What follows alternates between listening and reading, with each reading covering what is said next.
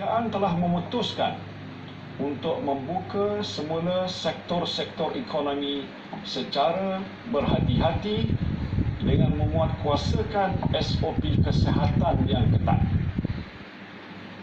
Bermula 4 Mei 2020.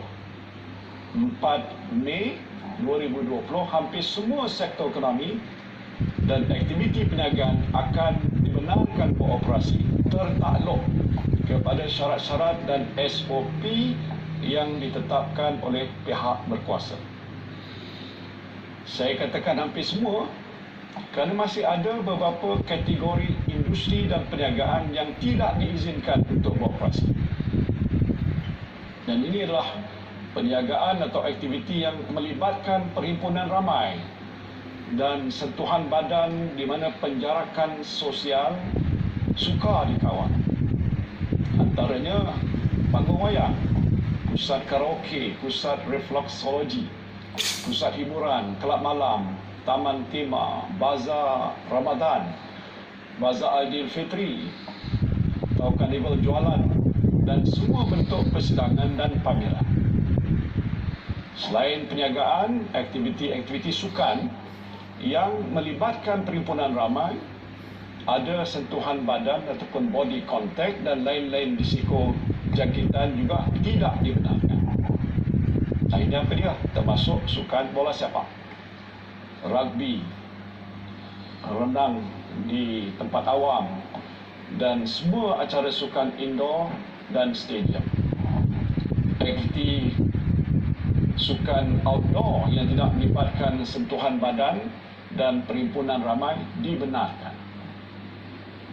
Jadi, mulai 4 hari bulan, saudara-saudari boleh bermain badminton atau tenis di luar tanpa penonton, jogging, kayuhan basikal, golf, dan larian dalam kumpulan kecil yang tidak melebihi mungkin 10 orang dibenarkan dengan syarat anda mengamalkan penjarakan sosial dan elakkan sentuhan badan.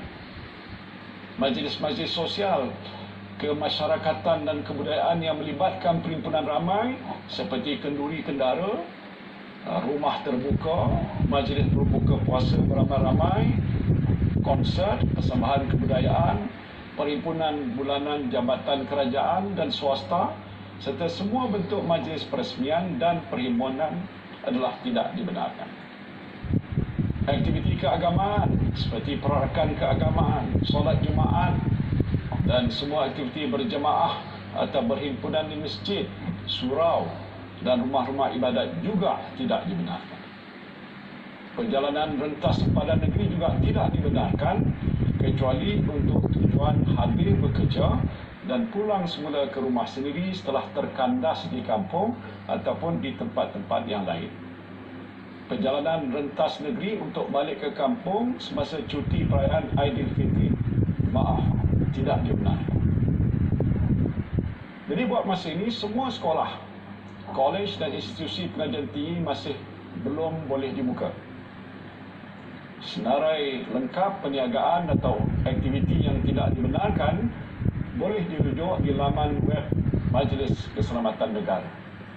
Senarai ini akan disemak daripada masa ke semasa bergantung kepada perkembangan kes-kes jangkitan COVID-19.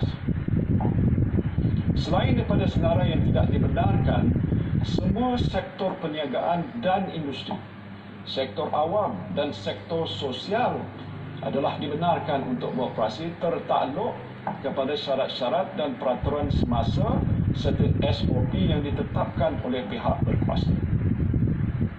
SOP ini termasuklah penjarakan sosial, kerap mencuci tangan, memakai topeng muka, melaporkan segera pada Jabatan Kesihatan jika terdapat maklumat mengenai jangkitan COVID-19, terutama melindungi kumpulan berisiko seperti kanak-kanak, bayi, warga emas dan OKU. Individu tidak sihat dan bergejala dikandaki segera menjalani pemeriksaan kesihatan. Bilangan penumpang dalam kenderaan awam perlu mengambil kira penjarakan sosial dan menggalakkan transaksi secara online. Saya ingin memberikan beberapa contoh mudah